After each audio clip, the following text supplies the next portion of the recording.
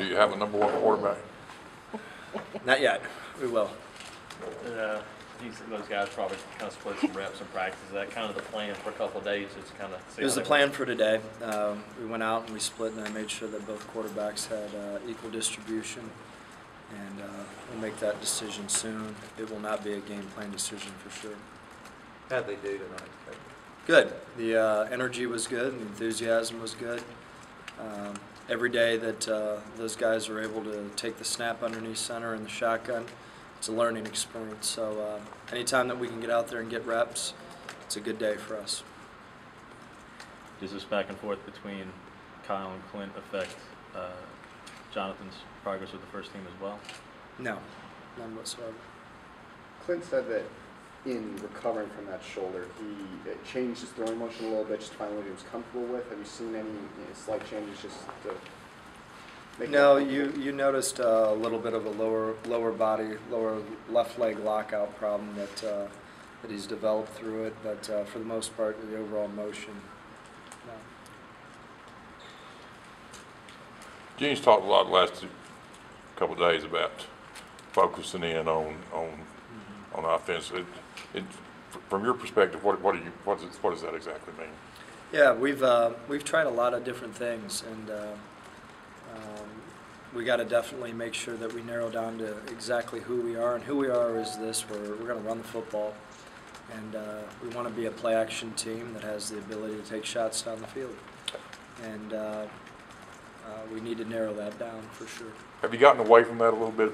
Seems like that was pretty much what you were the first game. Mm-hmm. Have you kind of gotten away from it some? At times, I think that we try to take advantage of the teams that we were playing against, and at times maybe got away from exactly who we are.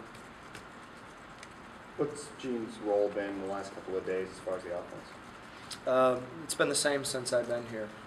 Gene's in and out of every single offensive meeting, defensive meeting, special teams. There hasn't been really any major differences involved in every facet of the program. Wide receiver, you had some guys that could step up and make some plays. Was that good to see Saturday, to see Sammy and Trevante and Trevon make some plays? It was. Just like I said to the group, your 63% completion percentage, and at the end of the day, what killed us was the turnovers and the lost yardage plays. Anytime we got anything going momentum-wise, we took an unnecessary sack, and it's really difficult whenever you're not in schedule in the SEC. And we were on schedule, off schedule, on schedule, off schedule, and whenever you're inconsistent about being on schedule, you're going to have a hard time. Trey Mason on the season, more than 5 yards per carry, only 6 carries against Arkansas. In your mind as a play caller, so you need to get more carries than that?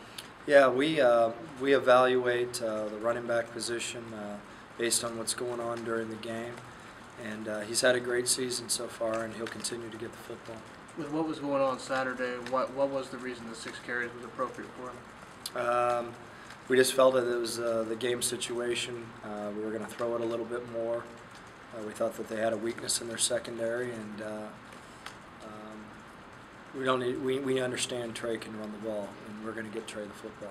Is it frustrating for you to obviously be Tuesday of week 7 and hear things like reestablishing the identity and figuring out what you need to do and how to do it on offense? It's part of the grind. Whenever things are going well, we wouldn't be discussing those things at all. And whenever things aren't going well, you're going to discuss them. I've been in situations where one week they said you run it too much, and then the next week you come out and you throw for 500 yards, and that's not your identity. So whenever you're in the fray, you're going to hear it, and it's just part of the business. A couple guys have voiced the need for leadership, particularly from the quarterback position. Do you want to see, as much as the coaches can do in trying to motivate guys, do you want to see that more out of whoever's playing QB? We're young right now at that position, and those guys every day are developing in that area. But to say that you hear the noise about leadership, I just know this: our guys right now are going out every day, and at all positions, not just the quarterback positions, and they're busting their tail. And I really don't get wrapped up into who says who's not saying things. So at the end of the day, we're just going to keep to the grind and stay away from the noise. Is Clint more vocal than Kyle? About the same? Everybody's different. Everyone's completely different. I've been around guys that have been loud leaders and others that are leading by example. So I think it's all based on who you are. Scott, at this point, are you still planning to stay on the sidelines? Yes. How has that adjustment been for you? I know you said you certainly preferred to be in the box. What has that been like for you these past couple of weeks? It hasn't been difficult. I do prefer being up in the press box, but with our situation, with our quarterbacks right now, the best thing for our program and our team is for me to be face-to-face with them, and that's what we're going to do until we mature a little bit at the position. Scott, Kyle Saturday, other than the sacks, and of course you can't take out the sacks. Did you feel like he made some progress? I did, and especially going back and reevaluating the tape, I thought he made much bigger strides than what the results appear. I thought if we can take the turnover before half out of the equation, could take away the 2 sacks that the ball should have been thrown away. He made some progress, and it's every single time that those guys get underneath center right now, it is a plus. It's a positive. They're learning something that they're gaining knowledge essentially.